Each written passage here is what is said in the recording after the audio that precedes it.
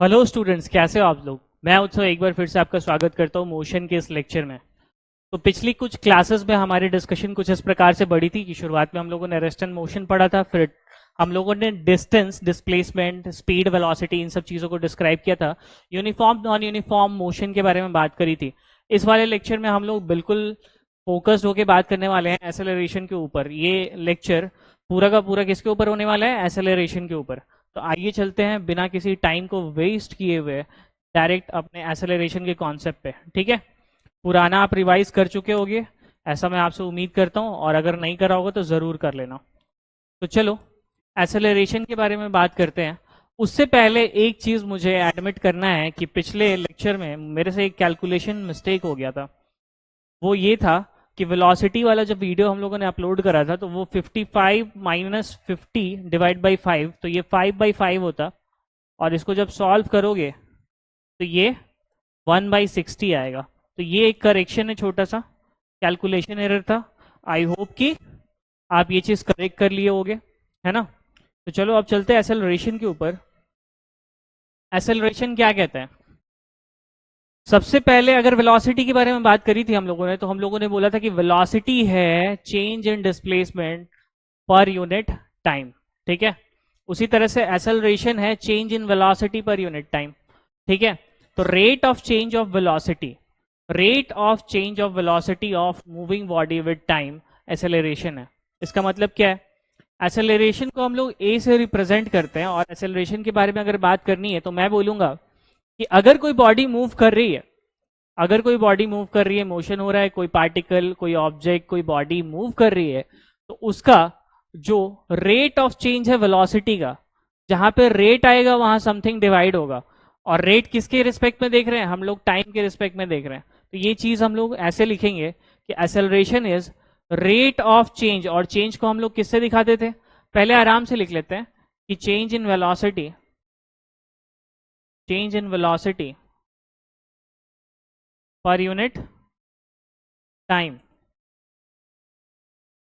तो ये वेलोसिटी में चेंज देखना है हम लोगों को, और टाइम में चेंज देखना है। ठीक है, चेंज इन टाइम। अब क्योंकि हम लोग चेंज को डेल्टा से रिप्रेजेंट करते थे, तो हम लोग इस चीज को ऐसा लिख सकते हैं कि एक्सेलरेशन हो जाएगा change in velocity, change in velocity per unit change in time. ये डेल्टा था, डेल्टा चेंज को रिप्रेजेंट करता था। इस बात में आपको सरप्राइज होने की जरूरत नहीं है, पिछले कुछ लेक्चर्स में हम लोगों ने डिस्कस करा था, और अगर आप भूल गए हो तो आप वो लेक्चर जरूर देख लो। ठीक है, चलो अब देखो, क्योंकि एक्सेलरेशन को change in velocity per unit time लिखते हैं, तो चेंज इन वेलोसिटी यानी कि शुरू में कुछ वेलोसिटी होगी, बाद में कुछ वेलोसिटी दूसरी हो गई होगी। अगर कोई ऑब्जेक्ट, ये मान लो एक इनिशियल पॉइंट है, इनिशियल पॉइंट आई से फाइनल पॉइंट एफ पे जाता है, अगर कोई ऑब्जेक्ट इनिशियल पॉइंट आई से फाइनल पॉइंट एफ पे जाता है, तो शुरुआत में इसकी कुछ वेलोसिटी होगी, इनिशियल पॉइंट पे कुछ इसकी वेलोसिटी होगी और फाइनल पॉइंट पे कुछ वेलोसिटी होगी। तो चेंज इन वेलोसिटी देखोगे तो वेलोसिटी फाइनल और शुरुआत में वेलोसिटी इनिशियल, ऐसा लिखना होगा। तो final velocity minus initial velocity करना पड़ेगा, यानी कि v final minus v initial divide by time taken for the change, जो उस चेंज में टाइम लगा। यानी कि इस वेलोसिटी जो कि शुरू में v इनिशियल है, मान लो कि शुरू में जो वेलोसिटी है वो 3 मीटर पर सेकेंड की है, वो फाइनली जाके 5 मीटर पर सेकेंड हो जा रही है। तो ये वेलोसिटी चेंज होने में कुछ समय तो लगा होगा, है ना। तो इस वेलोसिटी को चेंज होने में जो समय लगा होगा वो हम लोग नीचे ले रहे हैं। तो टाइम टेकन फॉर चेंज यानी कि T final minus T initial, है ना। अच्छा, वी फाइनल, फाइनल वेलोसिटी को हम लोग वी से रिप्रेजेंट करते हैं। ठीक है, फाइनल वेलोसिटी को हम लोग अगर सिर्फ और सिर्फ v लिखा हो, इसका मतलब समझना फाइनल वेलोसिटी है। ठीक है, उसको रिप्रेजेंट करने का तरीका है। और इनिशियल वेलोसिटी को हम लोग u वर्ड से रिप्रेजेंट करते हैं, तो इनिशियल वेलोसिटी को हम लोग u से लिखते हैं।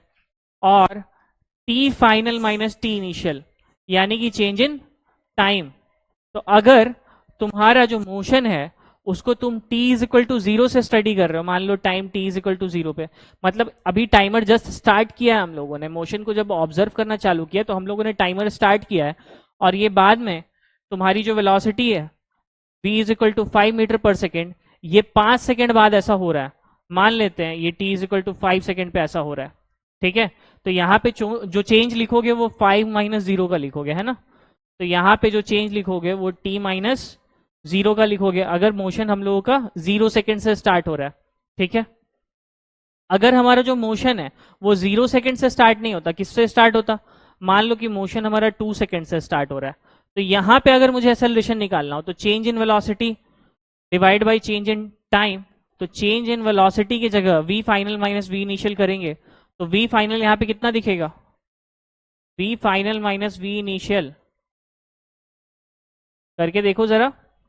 v फाइनल तो यहाँ पे 5 मीटर पर सेकेंड है, v इनिशियल कितना था 3 मीटर पर सेकेंड, और चेंज इन टाइम यानी कि 5 माइनस 2, 5 माइनस 2 सेकेंड, ये कितना हो जाएगा, 5 माइनस 3 करोगे तो ऊपर जाएगा 2 और नीचे जाएगा 3, तो यहां से एक्सेलरेशन मिल जाएगा 2/3 मीटर पर सेकेंड स्क्वायर, ठीक है। इस तरह से एक्सेलरेशन को हम लोग ऐसे निकाल रहे होते हैं। तो यही चीज है कि अगर हम लोग मोशन जो है वो time t is equal to 0 से स्टार्ट कर रहे हैं, मतलब जस्ट टाइमर स्टार्ट कर रहा है जब हमारा मोशन स्टार्ट हुआ रेफरेंस पॉइंट पे, तो उस केस में ये t माइनस 0 t हो जाएगा, तो ये हो जाएगा v minus you by T. तो फाइनली हम लोग को एक फॉर्मूला मिलता है यहाँ से एक्सेलरेशन का, v minus you by T, ये क्या है, ये एक्सेलरेशन है, ठीक है, एक्सेलरेशन है। अब एक्सेलरेशन का फॉर्मूला मिला तो आप पूछोगे कि भैया यूनिट भी तो बताओ, सिर्फ फॉर्मूला बता के छोड़ दिया, तो ठीक है हम लोग यूनिट डिस्कस करते हैं किसका, एक्सेलरेशन का। तो यूनिट ऑफ एक्सेलरेशन अगर देखा जाए तो अभी अभी फॉर्मूला आया है कि एक्सेलरेशन जो है वो change in velocity divide by change in time है। वेलोसिटी को किस में मेजर करते हैं, वेलोसिटी की एसआई यूनिट मीटर पर सेकेंड, क्योंकि वेलोसिटी को हम लोग लिखते थे change in displacement per unit time, तो डिस्प्लेसमेंट को किस में नापते थे, मीटर में नापते थे, तो ये नापते थे आप मीटर में और ये नापते थे आप सेकेंड में। तो वेलोसिटी की यूनिट आपकी मीटर पर सेकेंड आ रही थी, तो ऊपर अगर यूनिट देखो तो ये मीटर पर सेकेंड है और टाइम की यूनिट सेकेंड है, तो मीटर पर सेकेंड डिवाइड बाई सेकेंड, यहां से यूनिट कितना आ जाएगा, SI unit of acceleration, SI unit of acceleration कितना आ जाएगा, मीटर पर सेकेंड स्क्वायर, ठीक है। यूनिट तो बहुत सारे हो सकते हैं पर ये एसआई यूनिट है किसका, एक्सेलरेशन का। अगर डायमेंशन की बात करें, ठीक है, डायमेंशन की बात करें तो एक्सेलरेशन का dimension L T minus two होगा, m0 L T minus two. उसी तरह से डायमेंशन ऑफ वेलोसिटी की बात करें, ये अभी के लिए लिख लो, 11th क्लास में आप यूनिट एंड डायमेंशन सीखने वाले हो, अभी के लिए बस लिख लो, यूनिट एंड डायमेंशन सीखोगे तो वहां पे आराम से चर्चा होगी इसकी। डायमेंशन ऑफ वेलोसिटी ये हो जाएगा m0 L T minus one, ठीक है, ओके। और कुछ नहीं है यहाँ पे, कोई मास का टर्म नहीं है इसलिए मास के ऊपर 0 है, लेंथ का एक टर्म है मीटर वाला तो इसलिए l पे पावर 1 है, और सेकेंड स्क्वायर है तो टाइम पे पावर 2 है नीचे में, ऊपर जाएगा तो वो t पे पावर -2 हो जाएगा, इसलिए इस तरह से आता है। सिमिलरली तुम ये भी देख सकते हो, ठीक है। चलो अब बात करते हैं कि acceleration positive, negative and zero हो सकता है। जिस तरह से हम लोगों ने बात करी थी कि डिस्प्लेसमेंट पॉजिटिव, नेगेटिव, जीरो हो सकता है, जरा बात सुनो, ये सीक्वेंस चल कहां से रहा है ना, इसका इतिहास किधर से। एक्सेलरेशन को अभी v minus you by T लिखा हम लोगों ने, ठीक है। अगर एक्सेलरेशन की बात करें तो ये change in velocity per unit time है ना, और वेलोसिटी की बात करें, तो वेलोसिटी चेंज इन डिस्प्लेसमेंट पर यूनिट टाइम है। तो यहां से मैं एक्सेलरेशन को लिख सकता हूं change in displacement per unit time का स्क्वायर। नहीं समझ में आया, ऐसे देखो, चेंज इन वेलोसिटी की जगह है ना, मैं रखने वाला हूं delta S by delta T, ये बात ठीक है। और ये तो इसकी जगह रखा बस, बाकी यहाँ डेल्टा टी नीचे भी तो है, तो यहाँ पे डेल्टा टी और आ जाएगा, तो ये हो जाएगा delta S by delta T का होल स्क्वायर, यानी कि change in displacement divide by change in time का होल स्क्वायर। ठीक है, अब देखो ये है एक्सेलरेशन। क्या डिस्प्लेसमेंट पॉजिटिव हो सकता था? हाँ, कब होगा? जब अगर तुम मोशन यहां से स्टडी कर रहे हो और ऑब्जेक्ट स्ट्रेट लाइन में मूव कर रहा है, उस केस में डिस्प्लेसमेंट कैसा आता था? पॉजिटिव। मान लो ये पॉजिटिव एक्स एक्सिस है। क्या डिस्प्लेसमेंट जीरो हो सकता था? हाँ, जब किसी तुम सर्कुलर पाथ पे चलते थे तो यहां से चल के वापस वहीं पे रुक जाते थे तो उस केस में डिस्प्लेसमेंट जीरो हो जाता था। जब तुम किसी लाइन में मोशन करते थे और लौट के वहीं पे आ जाते थे उस केस में भी डिस्प्लेसमेंट जीरो हो जाता था। मतलब अगर कहीं से चलना चालू करे और घूम फिर के वहीं पे लौट के बुद्धू घर को आए तो उस केस में डिस्प्लेसमेंट जीरो हो जाता था। ये बात तो आपको पता है। तो displacement positive negative, positive zero और डिस्प्लेसमेंट निगेटिव कब होता? जब तुम किसी पॉइंट से चलना स्टार्ट करते हो, आगे जाते हो पर फिर वापस पीछे आ जाते हो, या फिर किसी पॉइंट से मोशन स्टार्ट करते हो और पीछे की तरफ यानी कि निगेटिव एक्स एक्सिस की तरफ बढ़ते हो, उस केस में डिस्प्लेसमेंट कैसा आएगा? निगेटिव आएगा, क्योंकि तुम ओरिजिन से किधर चले गए? निगेटिव डायरेक्शन में। तो डिस्प्लेसमेंट पॉजिटिव निगेटिव जीरो आ सकता था। अगर ऊपर वाला टर्म एक्सेलरेशन है क्या? डिस्प्लेसमेंट पर यूनिट टाइम का स्क्वायर। ठीक है, तो नीचे में ये जो टर्म है ना वो डेल्टा टी तो टाइम है। तो टाइम खुद भी निगेटिव कभी पॉसिबल ही नहीं है, टाइम निगेटिव हो नहीं सकता। कभी भी मोशन हो रहा होगा तो किसी टाइम के अंदर हो रहा होगा और टाइम कभी निगेटिव नहीं हो सकता। तुम टाइम ट्रेवल करके पीछे तो नहीं जा रहे, तो टाइम यहाँ पे निगेटिव नहीं हो सकता। और टाइम का स्क्वायर है वो तो बिल्कुल ही निगेटिव नहीं होगा। लेकिन क्या यहाँ पे डिस्प्लेसमेंट देखने मिल रहा है जो कि पॉजिटिव निगेटिव और जीरो तीनों हो सकता है? तो जब भी डिस्प्लेसमेंट पॉजिटिव रहेगा उस केस में एक्सेलरेशन पॉजिटिव रहेगा। डिस्प्लेसमेंट अगर तुम्हारा जीरो आ गया उस केस में एक्सेलरेशन भी जीरो आएगा, और डिस्प्लेसमेंट अगर निगेटिव आया तो उस केस में एक्सेलरेशन भी निगेटिव आ जाएगा। ये बात समझ रहे हो? ठीक है, तो एक्सेलरेशन पॉजिटिव निगेटिव और जीरो तीनों पॉसिबल है। प्रैक्टिकली अगर देखा जाए तो पॉजिटिव एक्सेलरेशन का केस है, मान लो कि v इनिशियल तुम्हारा और v फाइनल का हम लोग वैल्यू रख देते हैं। तो शुरुआत में मान लो कि time t is equal to zero, t is equal to T पे बात कर रहे हैं हम लोग। शुरुआत में मान लो तुम्हारी वेलोसिटी 3 मीटर पर सेकेंड थी, बाद में तुम्हारी वेलोसिटी 8 मीटर पर सेकेंड हो जाती है। उस केस में टाइम तो नीचे वाला पॉजिटिव रहेगा। अच्छा, ये जो टाइम है नीचे वाली वैल्यू ये तो हमेशा पॉजिटिव रहेगी। टाइम कभी निगेटिव हो सकता है क्या? नहीं हो सकता। तो चेंज क्या हो सकता था? v माइनस यू, यानी कि फाइनल वेलोसिटी चेंज हो सकता था। फाइनल वेलोसिटी, तो फाइनल वेलोसिटी अभी 8 है और शुरुआत में कितना है? शुरुआत में 3 है। तो इसका जब डिफरेंस लोगे तो ये डिफरेंस कैसा आ रहा है? ये डिफरेंस पॉजिटिव आ रहा है। तो इस केस में ये पहले वाले केस में अगर एक्सेलरेशन के बारे में बात करें तो पहले वाले केस में एक्सेलरेशन पॉजिटिव आ रहा है।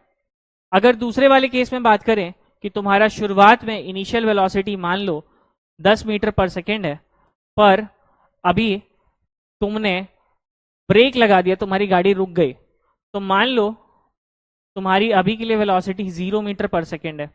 इस केस में अगर फाइनल माइनस इनिशियल करोगे यानी कि v माइनस यू करोगे तो 0 माइनस 10 करना पड़ेगा। तो 0 माइनस 10 करोगे तो 0 माइनस 10 तो माइनस 10 हो जाएगा। उस केस में तुम्हारी वेलोसिटी कैसी आ जाएगी? नेगेटिव आ जाएगी। ठीक है, और मान लो कि तुम्हारी वेलोसिटी, तुम कहीं मोशन कर रहे हो 5 मीटर पर सेकेंड की स्पीड से, ठीक है, स्ट्रेट लाइन में 5 मीटर पर सेकेंड की स्पीड से स्ट्रेट लाइन में वेलोसिटी जारी है, तुम्हारी मोशन कर रहे हो। तो अगर मान लो कि 10 सेकेंड बाद ये t इज इक्वल टू 0 पे देखते हैं, 0 सेकेंड पे, और ये मान लो t is equal to 10 second पे देख रहे हैं। ठीक है, तो 10 सेकेंड बाद भी तुम्हारी वेलोसिटी 5 मीटर पर सेकेंड है। इस केस में तुम्हारा एक्सेलरेशन अगर निकालोगे तो फाइनल माइनस इनिशियल यानी कि v minus you, 5 minus 5 0, 0 by time, तो क्या हो जाएगा? 0 हो जाएगा। यानी कि change in velocity per unit time तुम्हारा पॉजिटिव निगेटिव और जीरो तीनों पॉसिबल है, और ये चीज हम लोगों ने अभी देख लिया। ठीक है, तो हम लोग यही बोल रहे हैं एक्सेलरेशन पॉजिटिव निगेटिव और जीरो तीनों पॉसिबल है। क्या ये बात सही है? बिल्कुल। चलो अब आगे चलते हैं। नेक्स्ट स्लाइड क्या कह रहा है? कह रहा है कि slope of velocity time graph हम लोगों को क्या बताता है, ये बताना है आपको। अगर पिछला लेक्चर याद होगा तो हम लोगों ने बहुत टाइम लेके स्लोप के बारे में चर्चा करी। ठीक है, जनरल इक्वेशन स्ट्रेट लाइन में भी देखा है ना, और स्ट्रेट लाइन का जनरल इक्वेशन देखा, वहां पे स्लोप के बारे में विभिन्न प्रकार की बातचीत हुई थी, है ना, कि m is equal to tan theta, जहाँ dy बाई dx होता है, राइज अपॉन रन होता है, ये सारा डिटेल में हम लोगों ने चर्चा करा था। तो अभी हम लोग डायरेक्ट स्लोप के बारे में बात करते हैं, क्योंकि हम लोग ये मान के चल रहे हैं कि आपको पिछला लेक्चर देखा हुआ है, आपको पिछला लेक्चर ध्यान में है, तो यहाँ पे हम लोग दोबारा से एक्सप्लेन नहीं कर रहे स्लोप को, पर हम लोग ये बात करने वाले हैं कि वेलोसिटी टाइम ग्राफ का जो स्लोप होगा वो देता क्या है। तो देखो जो स्लोप है वो है राइज अपॉन रन, यानी कि change in Y divide by change in X. इस ग्राफ में अगर राइज करना हो, उठना हो, तो चेंज इन वाई देखोगे, और इस ग्राफ में अगर रन करना हो, दौड़ना हो, तो चेंज इन एक्स देखोगे। तो ये change in Y upon change in X, change in Y axis पे यहाँ पे क्या दिख रहा है, वेलोसिटी, तो change in velocity divide by change in X axis पे क्या दिखाई दे रहा है, टाइम, तो change in velocity divide by change in time. और देखो velocity, change in velocity upon change in time क्या था, change in velocity upon change in time था एक्सेलरेशन, ये बारे में चर्चा हो चुकी है ना। चलो, तो अब हम लोग ये लिख सकते हैं कि change in velocity divide by change in time क्या है, एक्सेलरेशन। तो ये क्या है भैया, ये है स्लोप किसका, ये स्लोप है वेलोसिटी टाइम ग्राफ का, और ये क्या दे रहा है, ये दे रहा है एक्सेलरेशन। ठीक है, इसको इससे कंपेयर कर लो, तुलना कर लो इससे उसकी, तो स्लोप यहाँ पे कितना दिख रहा है, एक्सेलरेशन के बराबर, ए के बराबर। तो ये फुलफिल कर सकते हो तुम, ये फिल इन द ब्लैंक्स तुम भर सकते हो। कह रहा slope of velocity time graph क्या देता है, तो आप बोलोगे वेलोसिटी टाइम ग्राफ का जो स्लोप होगा वो एक्सेलरेशन दे रहा होगा, क्या दे रहा होगा, एक्सेलरेशन दे रहा होगा। ठीक है, समझ में आ रही है बात। यहाँ पे ज्यादा टाइम लगाने की जरूरत नहीं, क्योंकि पहले हम लोग बहुत डिटेल में चर्चा कर चुके हैं स्लोप वगैरह के बारे में। अब देखो यूनिफॉर्म एक्सेलरेशन क्या है, जब हम लोग याद कर रहे हैं यूनिफॉर्म वेलोसिटी पढ़ते थे, तो हम लोग बोलते थे कि पहले तो इक्वल इंटरवल ऑफ टाइम पकड़ लो, उसके बाद देखो इक्वल इंटरवल ऑफ टाइम में जो पार्टिकल है, जो बॉडी है, जो ऑब्जेक्ट है, वो इक्वल डिस्टेंस ट्रेवल किया इन a particular direction.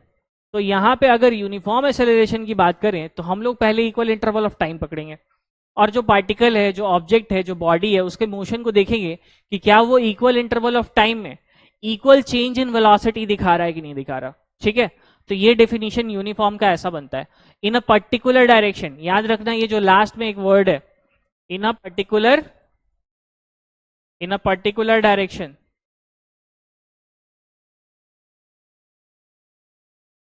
Particular direction, क्योंकि देखो क्या है ना कि डायरेक्शन चेंज होने पे भी, डायरेक्शन चेंज होने पे वेलोसिटी चेंज हो जाएगी, वेलोसिटी चेंज हो जाएगी तो एक्सेलरेशन भी चेंज हो जाएगा, क्योंकि एक्सेलरेशन कहीं ना कहीं वेलोसिटी पे डिपेंड कर रहा होता है। क्या ये बात ठीक है, और वेलोसिटी तो वेक्टर क्वांटिटी है, सिमिलरली एक्सेलरेशन भी क्या है, वेक्टर क्वांटिटी। हम लोग लिखना भूल गए, आप कहीं नोट कर सकते हो कि यहाँ जो एक्सेलरेशन जो है वो क्या है, acceleration is a vector quantity. ठीक है, चलो ओके, ये नोट ऐड कर लेना, यानी कि डायरेक्शन पे भी डिपेंड करेगा, मैग्नीट्यूड पे भी डिपेंड करेगा।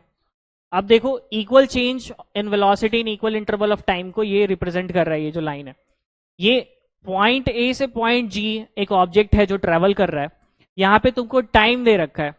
ठीक है, टाइम देख रखा है कि हर बार हम लोगों ने इक्वल इंटरवल ऑफ टाइम लिया है जो कि 1 सेकेंड का है। अब देखो शुरुआत में मान लेते हैं कि ऑब्जेक्ट रेस्ट पे था, तो इसकी जो वेलोसिटी थी वो 0 मीटर पर सेकेंड थी। अगले 1 सेकेंड बाद इसकी वेलोसिटी 2 मीटर पर सेकेंड हो जाती है, फिर 4 मीटर पर सेकेंड हो जाती है, फिर अगले 1 सेकेंड में इसकी वेलोसिटी 6 मीटर पर सेकेंड हो जाती है, उसके बाद 8 मीटर पर सेकेंड हो जाती है। ऐसे अगर देखा जाए तो तुम समझ पाओगे कि इक्वल टाइम इंटरवल में इक्वल चेंज इन वेलोसिटी मिला है। देखो फाइनल माइनस इनिशियल करोगे तो 2 आएगा, यहाँ फाइनल माइनस इनिशियल करोगे तो 2 आएगा, यहाँ भी फाइनल माइनस इनिशियल करोगे तो 2 आएगा, यहाँ भी फाइनल माइनस इनिशियल करोगे तो 2 आएगा। इस तरह से अगर तुमको ये आगे भरना हो तो यहाँ पे क्या लिखोगे, 10 मीटर पर सेकेंड, है ना, यहाँ पे 12 मीटर पर सेकेंड। ये बात तुम समझ पा रहे हो, है ना। तो अगर इस तरह से मोशन हो रहा है कि इक्वल टाइम इंटरवल में वेलोसिटी का जो चेंज है वो इक्वल दिखने मिल रहा है, तो हम लोग इसको बोलेंगे क्या, यूनिफॉर्म एसेलरेशन का केस है। ठीक है, अब देखो बात ये है कि ये पर्टिकुलर डायरेक्शन में ही चलना चाहिए। अगर ये अपना डायरेक्शन चेंज कर लिया तो ये चीज नहीं बोल सकते, क्योंकि पहले वेलोसिटी मान लो इधर से देख रहे हैं तो मान लो ये पॉजिटिव एक्स एक्सिस है, मान लो ये ऑरिजिन है, यहां से चल रहे तो ये पॉजिटिव एक्स एक्सिस का डायरेक्शन है। अगर मान लो ये घूम जाए पार्टिकल, ये पार्टिकल घूम के अपनी वेलोसिटी को चेंज कर ले, उस केस में तुम ये बात नहीं कह सकते। क्यों नहीं कह सकते भाई? क्योंकि उस केस में जो वेलोसिटी होगा वो नेगेटिव एक्स डायरेक्शन, अगर मान लो पार्टिकल यहां से मूव करके इधर आना चालू कर दे, मोशन इसकी कैसे स्टार्ट हो जाए, इस साइड में, तो उस केस में ये किधर मूव कर रहा होगा, नेगेटिव एक्स एक्सिस की तरफ चल रहा होगा, तो उस केस में वेलोसिटी भी नेगेटिव हो जाएगी, क्योंकि तुम ऑरिजिन से कहां शिफ्ट हो गए, ऑरिजिन से नेगेटिव साइड में शिफ्ट हो गए, तो नेगेटिव का डायरेक्शन लेना पड़ेगा, तो वेलोसिटी नेगेटिव दिखेगी। उस केस में तुम पर्टिकुलर डायरेक्शन को ध्यान में रख के चलोगे कि भाई पर्टिकुलर डायरेक्शन में नहीं है, तो उस केस में हम लोग बोलेंगे क्या कि यूनिफॉर्म एक्सेलरेशन नहीं है। ठीक है, तो इक्वल टाइम इंटरवल होना चाहिए, इक्वल वेलोसिटी में चेंज होनी चाहिए और पर्टिकुलर डायरेक्शन के अंदर आना चाहिए। ठीक है, ये बात और अच्छे से समझ में आएगी जब थोड़ी देर में हम लोग एक कर्व वाला एग्जांपल लेंगे कि कर्व पाथ पे एक्सेलरेशन कैसा दिख रहा है ना। अब देखो अनइक्वल चेंज इन वेलोसिटी अगर इक्वल इंटरवल ऑफ टाइम में हो तो वो मोशन कैसा, यूनिफॉर्म एक्सेलरेशन वाला मोशन हो जाएगा। देखो सॉरी नॉन यूनिफॉर्म वाला, तो नॉन यूनिफॉर्म का केस है ना, तो अभी भी हम लोगों को क्या पकड़ना है, इक्वल टाइम इंटरवल को लेना है, इक्वल टाइम इंटरवल, लेकिन इस बार जो चेंज इन वेलोसिटी होगी ना वो अनइक्वल आने वाली है। ठीक है, तो इक्वल टाइम इंटरवल हम लोगों ने ले रखा है, 2-2 सेकंड का हम लोगों ने टाइम इंटरवल ले रहा है। एक ऑब्जेक्ट है जो पॉइंट ए से पॉइंट एफ की तरफ मूव कर रहा है, एक पर्टिकुलर डायरेक्शन में भी चल रहा है, इसमें कोई दुविधा नहीं है, कोई दिक्कत वाली बात नहीं है। पर इसका अगर वेलोसिटी हम लोग ऑब्जर्व कर रहे हैं तो time t is equal to 0 पे ये 0 मीटर पर सेकेंड है, फिर ये 2 सेकेंड बाद इसकी जो वेलोसिटी है वो 5 मीटर पर सेकेंड हो जाती है, अगले 2 सेकेंड में इसकी जो वेलोसिटी है वो 10 मीटर पर सेकेंड हो जाती है, अगले 2 सेकेंड में इसकी जो वेलोसिटी है, अगले 2 सेकेंड में इसकी जो वेलोसिटी है वो मान लो कि 15 मीटर पर सेकेंड हो जाती है। ये अभी ऐसे ही रहने देते हैं। अगले 2 सेकेंड में इसकी जो वेलोसिटी है वो 17 मीटर पर सेकेंड हो जाती है, फिर नेक्स्ट 2 सेकेंड में इसकी जो वेलोसिटी है वो मान लेते हैं 26 मीटर पर सेकेंड। ठीक है, इसके बाद मान लो ये वेलोसिटी 30 मीटर पर सेकेंड। अब देखो जरा इस मोशन को ऑब्जर्व करना, अगर मैं पॉइंट ए से सी के बीच में देखूं तो मैं बोलूंगा कि भैया टाइम इंटरवल इक्वल है, ए से सी के बीच में हम लोग देख रहे हैं, तो टाइम इंटरवल तो 2-2 सेकेंड का ही है, कोई दिक्कत वाली बात नहीं है। लेकिन यहाँ पे देखने पे हम लोगों को ये समझ में आ रहा है कि यहाँ पे v माइनस यू जब हम लोग कर रहे हैं, ठीक है, एक्सेलरेशन क्या था, एक्सेलरेशन था v minus you by T, तो जब यहाँ पे v माइनस यू कर रहे हैं तो ये 5 माइनस 0 5 आ रहा है, यहाँ पे 5 का डिफरेंस आ रहा है, यहाँ पे जब डिफरेंस ले रहे हैं तो 10 माइनस 5 यहाँ भी 5 का आ रहा है, यानी कि ये वाला पॉइंट ए से सी के बीच का जो मोशन है वो कैसा मोशन है, वो बिल्कुल बिल्कुल कैसा मोशन है, यूनिफॉर्म एक्सेलरेशन वाला मोशन है। क्यों? क्योंकि बिल्कुल डेफिनेशन पे फिट बैठ रहा है कि इक्वल टाइम इंटरवल के अंदर पर्टिकुलर डायरेक्शन के अंदर जो वेलोसिटी में चेंज है वो इक्वल आ रहा है। शुरुआत के 2 सेकेंड में 5 का वेलोसिटी चेंज आया, अगले 2 सेकेंड में भी 5 का वेलोसिटी चेंज आया, तो आई कैन कॉल कि पॉइंट ए से सी तक जो मोशन हो रहा है वो कैसा हो रहा है, पॉइंट ए से सी तक यूनिफॉर्म एक्सेलरेशन वाला मोशन हो रहा है। ठीक है, लेकिन पॉइंट सी के बाद देखते हैं, तो यहां पे जो चेंज इन वेलोसिटी आई वो कितनी आई, 7 का, यहां पे जो चेंज आया वो कितने का आया, 9 का आया है ना, और यहां पे जो चेंज आया वो कितने का आया, 4 का आया। तो देखो अगर पॉइंट सी से एफ तक की मोशन को आप रीड करना चाहो, अगर पॉइंट सी से एफ तक का मोशन आप रीड करना चाहो तो आप ये समझोगे कि टाइम इंटरवल अभी भी हम लोगों ने इक्वल ले रखा है, पर हम लोगों को चेंज इन वेलोसिटी इक्वल देखने नहीं मिल रही है। तो पॉइंट सी से पॉइंट एफ तक का जो मोशन है ये कैसा मोशन दिखेगा, ये दिखेगा अपने को नॉन यूनिफॉर्म एक्सेलरेशन। एक्सेलरेशन इसलिए क्योंकि वेलोसिटी में चेंज मिल रहा है, वेलोसिटी में चेंज मिल रहा है, अगर वेलोसिटी में चेंज भी नहीं मिलता तो कायदे से ये एक्सेलरेशन भी देखने नहीं मिलता, पर यहाँ एक्सेलरेशन हर बार मिल रहा है क्योंकि हर टाइम इंटरवल में हम लोगों को वेलोसिटी में चेंज देखने मिल जा रहा है। लेकिन पॉइंट ए से सी तक क्योंकि वो चेंज बराबर बराबर का है तो हम लोगों ने यूनिफॉर्म एक्सेलरेशन वाला केस बताया, क्योंकि पर्टिकुलर डायरेक्शन में मोशन कर ही रहा है, और अगले पॉइंट सी से एफ तक के बीच में क्योंकि जो चेंज देखने मिल रहा है वो नॉन यूनिफॉर्म देखने मिल रहा है, क्योंकि 7, 9 और 4 इस टाइप का डिफरेंस मिल रहा है। तो उस केस में हम लोगों ने बोला कि एक ऐसा केस है नॉन यूनिफॉर्म एक्सेलरेशन का। क्या ये बात सही है? बिल्कुल। चलो बढ़ते हैं आगे। अब देखो मोशन एक कर्व पाथ पे यूनिफॉर्म स्पीड से कैसा होगा। अब देखो एक पार्टिकल है जो एक कर्व पाथ पे मोशन कर रहा है, सपोज कि इसकी जो वेलोसिटी है वो 5 मीटर पर सेकेंड है, ठीक है। तो आप तो ये सोचोगे कि एसेलरेशन जो होता है वो होता है v minus you by T.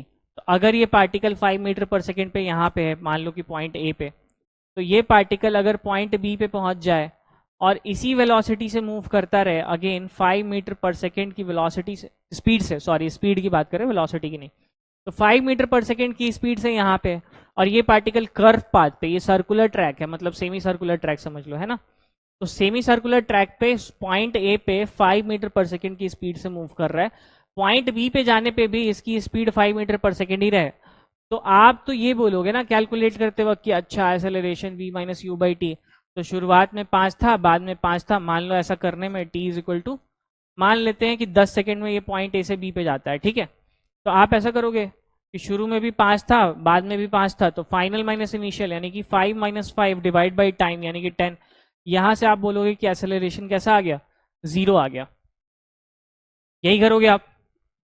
बिल्कुल ध्यान से समझना कि ये करना ही नहीं है, ये गलत है। क्यों गलत है? क्योंकि एक्सेलरेशन को डिफाइन हम लोगों ने स्पीड के टर्म्स में थोड़े ना किया है। एक्सेलरेशन का डेफिनेशन तो change in velocity per unit time में आई है ना।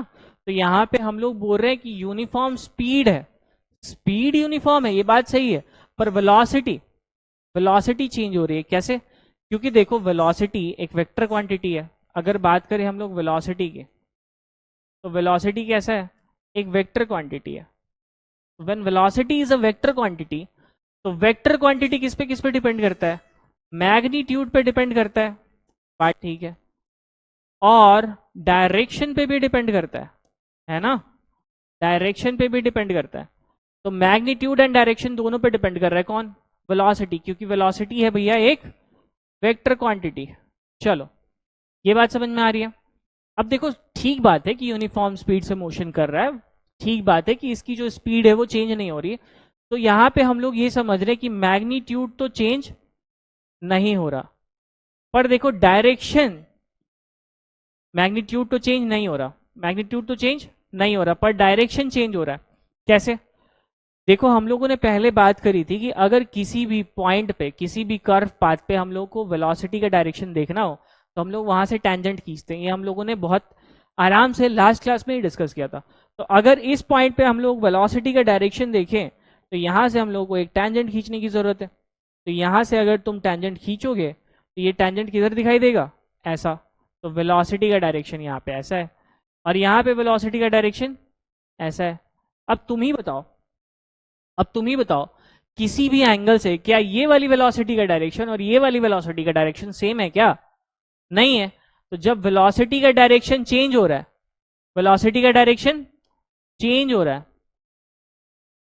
वेलोसिटी का डायरेक्शन जब चेंज हो रहा है, तो इसका मतलब ये वेक्टर चेंज हो रहा है, और ये वेक्टर किसका वेक्टर है, वेलोसिटी वेक्टर है, यानी कि वेलोसिटी चेंज हो जा रही है।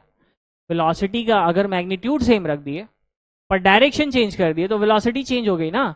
और जब वेलोसिटी चेंज हो गई तो वेलोसिटी सेम थोड़ा ना है, वेलोसिटी चेंज हो गई, तो उस केस में क्या होगा, change in velocity per unit time की कुछ वैल्यू होगी, पॉजिटिव, जीरो, ऐसा कुछ होगा, पॉजिटिव नेगेटिव कुछ वैल्यू होगा, जीरो तो नहीं होगा क्योंकि वेलोसिटी चेंज हो रहा है डायरेक्शन के टर्म्स में। तो इस केस में हम लोग बोलेंगे कि एक्सेलरेशन जो है वो नॉट इक्वल टू जीरो है। इसके अंदर जब कर्व पाथ पे यूनिफॉर्म स्पीड से मोशन कर रहा है, ये बात एकदम गांठ बांध लेना, नोट में रख लेना। हम लोग बाद में जब बड़े क्लासेस में जाते हैं तो हम लोग सर्कुलर ट्रैक पे दो तरह का एक्सेलरेशन देखते हैं। तो उस केस में हम लोग वहां पे देखते हैं कि टेंजेंशियल एक्सेलरेशन आता है, सेंट्रीपिटल एक्सेलरेशन आ रहा होता है। अभी के लिए हम लोग चर्चा नहीं कर रहे, बस हम लोग एक बात यहां लिख रहे हैं कि जब कोई भी पार्टिकल यूनिफॉर्म स्पीड से मोशन कर रहा है किसी कर्व पाथ पे, तो उस केस में एक्सेलरेशन जीरो नहीं होगा। और यहां पे एक एक्सेलरेशन आता है जिसका नाम क्या है, जिसका नाम है सेंट्रीपिटल एक्सेलरेशन। सेंट्रीपिटल एक्सेलरेशन ये क्या करता है, इस कर्व पाथ पे डायरेक्शन ऑफ मोशन चेंज करने का काम करता है, डायरेक्शन ऑफ मोशन को चेंज करने का काम करता है। ये बात आप नोट में लिख लेना, कभी आगे अगर हम लोग चर्चा करें, कभी समय मिलेगा तो हम लोग इस चीज को डिटेल में देखेंगे, ठीक है। ये सेंट्रीपिटल एक्सेलरेशन क्या करता है, ये चेंज करता है डायरेक्शन ऑफ मोशन को, ठीक है। और टेंजेंशियल एक्सेलरेशन जो कि एक और एक्सेलरेशन है जिसको अभी यहाँ पे डिस्कस नहीं कर रहे, यूनिफॉर्म स्पीड में नहीं आएगा। जब नॉन यूनिफॉर्म स्पीड होगी तो एक टेंजेंशियल एक्सेलरेशन आएगा जो कि यहाँ पे स्पीड चेंज करेगा। जैसे यहाँ 5 मीटर पर सेकंड है, यहाँ पे जाते जाते अगर तुमको 10 मीटर पर सेकंड, 15 मीटर पर सेकंड, 7 मीटर पर सेकंड ऐसा कुछ बनाना है तो उस केस में टेंजेंशियल एक्सेलरेशन आता है बस। लेकिन अगर इस पार्टिकल का, अगर ये पार्टिकल इस डायरेक्शन में ट्रेवल कर रहा है, देखो यहाँ पे वेलोसिटी इसकी किधर है, इस डायरेक्शन में, तो अगर इसकी वेलोसिटी को चेंज करना है ना तो हम लोग यहाँ पे लगाते हैं कौन सा एक्सेलरेशन, सेंट्रीपिटल एक्सेलरेशन। और सेंट्रीपिटल एक्सेलरेशन लगता है हमेशा सेंटर की तरफ, ठीक है, इस डायरेक्शन में। मान लो अगर मान लो ये सेंटर है तो हमेशा इस तरफ लग रहा होगा, ठीक है। तो ज्यादा चर्चा नहीं करते, आपके लिए बस बेसिक ये समझने वाली बात है कि अगर मोशन यूनिफॉर्म है, यूनिफॉर्म स्पीड से जा रहा है, अगर मोशन यूनिफॉर्म स्पीड से है किस पे, कर्व पाथ के ऊपर, तब भी वहां एक्सेलरेशन जीरो नहीं आएगा, क्योंकि वहां पे हमेशा लग रहा होगा क्या, सेंट्रीपिटल एक्सेलरेशन। तो इवन दो एक कांस्टेंट स्पीड से तुम ट्रेवल कर रहे हो लेकिन तब भी वहां पे एक एक्सेलरेशन आने वाला है, ठीक है। चलो अब देखो, ये एक न्यूमेरिकल है जिसको सॉल्व करो और उसके बाद हम लोग आज वाला लेक्चर यहीं पे वाइंड अप कर देते हैं। कह रहा है पहले तो आप क्वेश्चन पढ़ो, बिल्कुल सुकून से इत्मीनान से क्वेश्चन पढ़ो, समझो, और फिर हम लोग ट्राई करने वाले हैं। तो क्वेश्चन का डिमांड क्या है, क्वेश्चन कह रहा है कि while sliding down an inclined plane velocity of a block changes from 15 centimeter to 15 centimeter per second to 25 centimeter per second in 4 seconds. Find the acceleration. तो भैया डायरेक्शन इस प्रकार मोशन का, एक इंक्लाइन प्लेन है, इसके ऊपर एक ऑब्जेक्ट रखा हुआ है, ये ऑब्जेक्ट स्लाइड कर रहा है, तो जब ये ऑब्जेक्ट स्लाइड करेगा तो यहाँ इंक्लाइन प्लेन पे आगे आएगा।